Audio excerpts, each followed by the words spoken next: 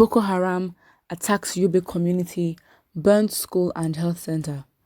Suspected members of Boko Haram have attacked Katarko community in Gujba local government area of YOBE State with heavy gunshots, causing residents to flee to safety, Channel Television reports.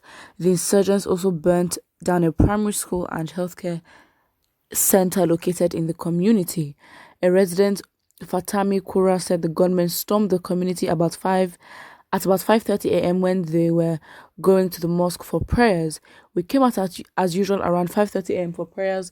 We sighted the gunmen. We immediately alerted our people and ran into the bush for safety. They proceeded straight to the military formation in Katako, shooting sporadically, and later set the base on fire, he said.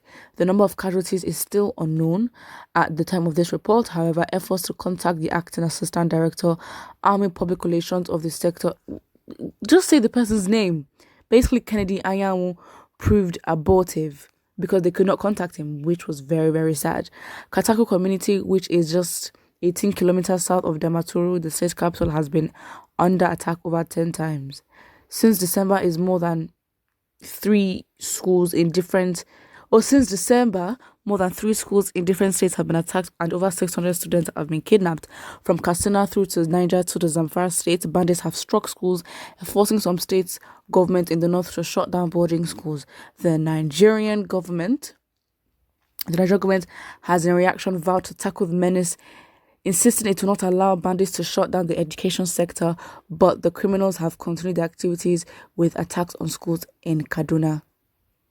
The thing is, what education sector are they trying to keep open? Because you cannot tell me that this education sector is of good and adequate standard where we know that there has been tremendous progress in terms of, students getting their basic qualifications and then going for tertiary education if they want to. So they should stop acting like as if this education sector is some big thing that, they heavily invested in. And of course, they want, people to actually utilize it, please.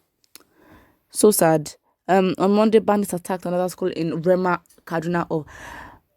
area of Kaduna State, northwest Nigeria. During the attack, some people and teachers were feared to be abducted. The Commissioner for Internal Security and Home Affairs in the state, Samuel Aruwa, confirmed this in a statement on Monday. He noted that the primary school attacked by the bandits is at the Burning Gwari local government area of the state. However, in a later development, Aruwa, while giving an update on the incident, said 3 teachers were abducted and no people was kidnapped or declared missing after a head count was conducted. Honestly, this news is desensitizing because we're so used to it. Fact is, for any change to happen, the people in the northern part of the country will have to go and protest, or else this will keep happening and it will be worse. Definitely, this is just the beginning. If the people in the northern part of the country do not step up, that's it. We are one Nigeria, but do you think that the south part of the country would go and feel their pain or protest as much as the north should? My G, if you're not showing that there's value in your own, you can't expect others to see that value. Yes, we are one Nigeria and we are responsible for each other. However, you being the first contact of abuse and violation of your human rights and insecurity, you should be the one at the forefront, leading and motivating other Nigerians to support you in your cause for better circumstances.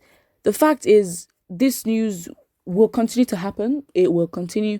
The northern part of the country needs to step up. That's it. They need to stop being docile. They need to hold their imams, their governors accountable. Not saying it's the best in the south, but to be honest, what can you do? You hear Boko Haram attacks YOBE community, burn school health center. They were kidnapping students in the Rema site, and it's very obvious that the education sector is being the one that's attacked, and it's like attacking the future generation of the country if the country still exists by then. But honestly, what can you do? As a reader, as a Nigerian who is not in the north, this unfortunately is just news. You have to admit that it gets to a point where you are desensitized to it, Because unfortunately, if it doesn't hit close to home, you would never really take it seriously. And two, it happens too often. And again, with the value of Nigerian lives, or the value of human life in Nigeria, is so low. So that's it. Someone says, Sahara, please, what's the motive behind all these kings and banditry reportage? Just publishing it and not channeling it where it should be channeled to isn't enough. Exactly. You guys should go extra mile to ensure that what is happening in Nigeria is heard and something is done to save lives. People are dying and it is becoming unbecoming. They're doing their jobs technically and they have to make money. That's it. We in the South have to be informed because, again, we just have to be informed. I think that's just the only thing and the only use of this news being published. But if Sahara or these reporters wanted to make a huge difference, they should publish this news everywhere in the North. You'd probably question TVs or that. They should publish it in billboards. Say your government is killing you, go and fight for your rights. That's all they have to do. That is all they have to do. But then again, if it's honestly, I'm very frustrated with the northern part of the country. Not that, the southern part is any better or I'm better in terms of speaking up or whatever, but you can't be abused for are they enjoying this? Because that's the question we need to start asking. Because again, there's such a disconnect because we don't connect with the northern part of the country. Like, it's always these consultative forums and elder groups that are coming to speak on behalf of the North. But these people need to utilize social media and tweet about what is going on and how they feel, because we will never really, really know. Because it makes it seem like as if the people there are just sitting down and watching this happen. It doesn't make sense. But then on the other hand, you can also understand, or it is likely that because they're used. I know it's weird to say this, but because it's a normal occurrence where they are, it's normal to them. And it shouldn't be, because they are being groomed to thinking what is not. I mean, we're in an abnormal country, but in the North, absolutely not. So it might just be that there's this conventional idea that this is the North, this is how people live, and it is what it is. But it can't remain like that. Because to be honest, if you're not careful, this news can, people are different. You might be desensitized. It might be depressing for you to hear. But the fact just remains that the northern part of the country, I don't know if we need to manipulate them to talk, or I don't know, but they need to speak up because time is going. And honestly, the youth do not have time. And if we don't start admonishing and encouraging the North to speak now, 2023 would basically be the same as past elections, because again, these lots outnumber the South, and they do. And when it comes to rigging, their circumstances gives the leeway for the government to take advantage of that. But it is very, very sad. And the northern part of the country, I'm honestly getting very angry. Like, I am because they're not speaking up, and it's getting on my nerves, frankly, because it's like, why do I have to wait for you to get to they're dragging the whole country back, technically, because if you want one Nigeria and we all have a common goal, we need to start talking now, because these politicians are already planning 2023. They are not playing, and there's no way we think that we can go and change and make an impact in the next elections, and we're not even starting conversations that change the orientation of our society. It doesn't make sense. It really doesn't. So we have to decide, what do we want? Do we want one Nigeria, or do we want to separate? Because again, both options are not bad. The people make up a country. It takes two to tango, the government and the people, okay? So it's really, really daunting that the northern part of the country, I don't know what's going on. I suspect it's some huge mental control that's going on. A set of traumatized people. You've got to understand, these people have been through a lot. And, in some way you can give them, the leeway and, the passage to just,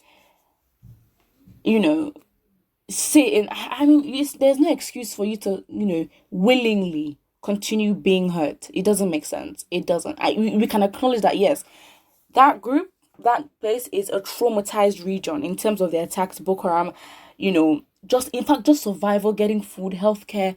It's bad. It is poor. It is inadequate. It's insufficient. It's just bad. So honestly, I don't know what's gonna happen because they're wasting the times of Biafrans. Let me just get straight to the point. Let me just get straight to the point. These people are wasting the time of the whole of the country. They need to decide, do you want this to continue happening to you? Because honestly, the fact is we are all responsible for each other, but they're not the only people in Nigeria that have been through a lot. So yeah, it's just, yeah.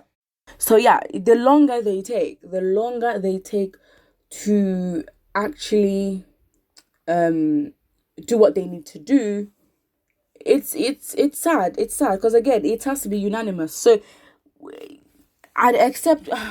It's sad. It's sad. It's so sad. The lack of exposure there is just daunting. It is daunting. It seems as though these people don't understand what it's like to actually have freedom and peace of mind. Not that the South is any better, but on a mass scale, because I don't even know. As much as we want Nigeria, but we have to realize that at this point, Nigerians have gotten to a point of selfishness, which you can question and be like, is there a return from that? Because honestly, my G, I cannot be out here feeling your pain for you. Like, in Nigeria, people are already going through so much. They're going through so much in just the daily life and activities of the country, which can leave you traumatized if you're not careful. So it's like, people have their own issues to deal with. Regions, on a personal level, on a micro level, on a regional level, on a macro level, basically. So they need to step up. They really do need to step up because again, I'm not out here trying to wait for somebody to get the patience. No. We've got to take things into our own hands because we need to make our futures, okay? And because you have not gotten to that point of actualization, saying that you're hurt, I'm not going to participate and wait for you. Why? Why should I do that? It might sound insensitive, but it's the truth. I'm at this point, as much as yes, we can acknowledge that there are traumatized people, this is happening, they need to step up. There will never be one Nigeria except these people step up. And that is the fact, because Nigeria is not just made up of the South alone. That's it. It really is it. So it's like sometimes, as a Nigerian or Nigerians would, argue and, be like, why can't you feel the pain of your brother suffering? Bruv, people are already going through a lot, in which, yes, fine, but for the North, if you are choosing, because there's no excuse, because I think it's a mental switch where they're used to it and they don't find anything wrong, but it will keep getting worse. It's the mind control for me, because this is enough for, if this happened in the South, woof, it can't happen in the South because the people won't let it. And that is the difference between the South and the northern part of Nigeria. Not that the South is better in any way. We are also Nigerians and, in our daily lives, we still face the same problems. But in the North, it is intensified. And again, as a people, they have got to take responsibility for the fact that they are letting this happen to themselves. My G, the work doesn't have to come to the government alone. You have to step up too. You can't choose and willing and enable because you don't fight it. Because if you do something once and you give the person an opportunity to attack you once, they will do it again, even on a more intensified level. So again, the North has to take responsibility for the fact that they've let this happen to themselves. It is what it is. It's sad, but put what you think about this in the comment section below. And also do not forget to like and subscribe.